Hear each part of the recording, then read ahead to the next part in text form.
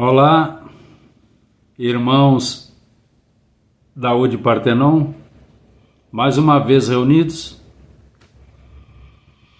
para a continuação do projeto Palestras Curtas. Hoje nós estamos trazendo um tema sobre a porta estreita. E esta instrução foi nos trazida por Jesus, porque nunca houve nem haverá na terra outro mestre que se assemelhe a Jesus. Porque ele ensinava com um método maravilhoso. Ele servia-se de costumes da época, de pormenores do meio ambiente, para ilustrar as lições com tal clareza que todos entendiam sem nunca, jamais esquecer. Na sua época, as cidades eram construídas em lugares altos, cercadas por muralhas, para dificultar o acesso de inimigos. As plantações eram nas planícies, e o povo devia se recolher ao entardecer, porque os portões da cidade eram fechados ao pôr do sol, e Jerusalém era uma delas. Para alcançá-la, os habitantes tinham de percorrer caminhos íngremes, pedregosos, ásperos e à beira de abismos. E todos se arriscavam por esses caminhos porque ficariam fora de seus lares se atrasassem. Diante dessas imagens, Jesus, que estava na planície, olhando a cidade no alto da montanha, teve uma visão impressionante do caminho dos cristãos, das dificuldades que os cristãos reencarnados precisariam e precisam vencer para finalmente conquistarem a vida eterna. No Sermão da Montanha, ele vai falar da porta estreita. E Allan Kardec magistralmente coloca lá no Evangelho segundo o Espiritismo, no capítulo 18, o título Muitos os chamados, poucos os escolhidos. Com relação à imensidade de espíritos que solicitam nova reencarnação, que são aceitos, mas a quantia de selecionados sempre é insuficiente, porque apresentam uma pequena melhora espiritual. E a porta estreita, então, está colocado nos itens 3 a 5. Mateus, então, transcreve palavras de Jesus no item 3. Abre aspas. Entrai pela porta estreita, porque larga é a porta da perdição, e espaçoso o caminho que a ela conduz, e muitos são os que por ela entram. Que estreita é a porta da vida, e apertado o caminho que a ela conduz, e que poucos são os que a encontram. Fecha aspas.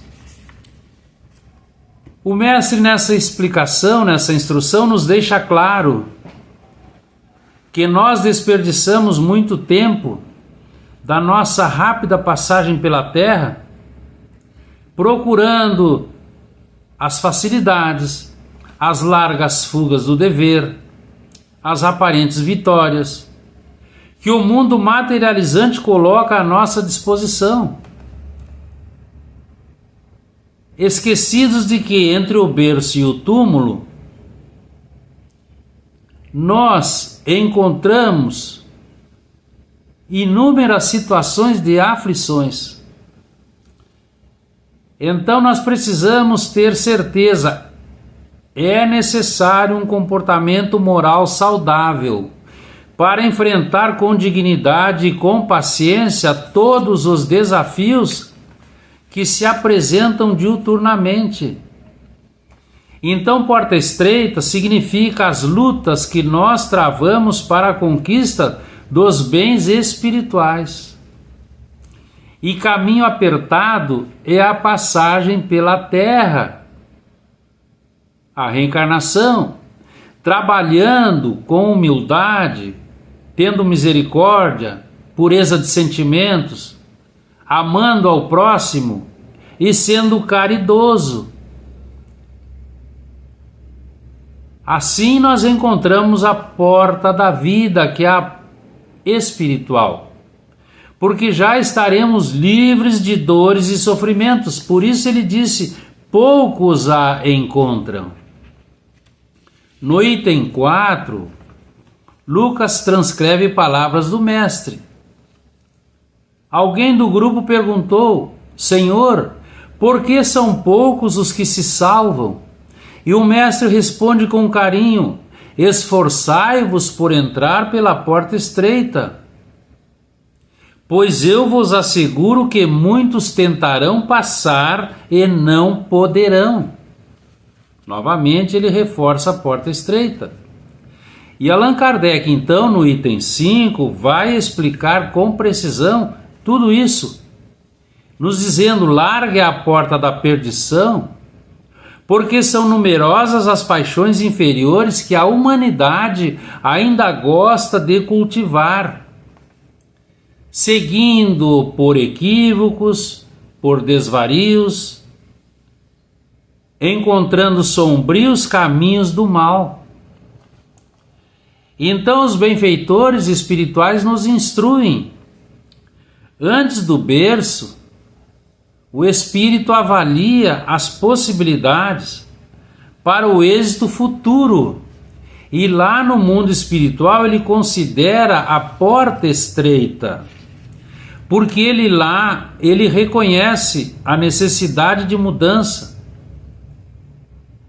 Ele anseia pelos sacrifícios para redimir-se e alegra-se pela possibilidade de encontrar os desafios que o ensinarão. Mas, reencarnando pelas tendências negativas, ele volta a procurar a porta larga, transitando pelo desperdício, pelo desregramento, pela devassidão, dando campo à instalação de todas as viciações que conduz consigo, sempre procurando o menor esforço, exigindo vantagens pessoais, reclamando para ser servido sempre em primeiro lugar, e desperta apenas e somente quando a dor o visita. Então o Espírito Emmanuel nos instrui que nós trazemos gravado um programa elevado de trabalho e o desejo de concretizar esse trabalho. Mas também ele nos informa, diante da realidade espiritual da Terra, nós costumamos achar dificuldades intransponíveis, tendo vontade de desistir. Esquecidos que nós temos todas as condições necessárias e suficientes para ter êxito na empreitada, porque a nossa caminhada na Terra é de vitória. Nenhum espírito veio para ser infeliz ou para sofrer. O que eles nos informam? A derrota acontece pela nossa pouca fé. Então nós não sabemos ainda usar a inteligência. Nós não sabemos administrar os sentimentos. Porque tudo conspira para a nossa plena realização. Mas nada se faz sem trabalho e sem sacrifício pessoal. É isso que eles nos instruem. A chamada para o trabalho na terra vem de Deus, mas a escolha é nossa. Aqueles que se acomodaram na porta larga, ao desencarne, voltarão a integrar as fileiras ansiosas daqueles irmãos que procuraram novas oportunidades de reencarnar e não conseguiram. Então os chamados são a humanidade, porque a boa nova é para todos os povos.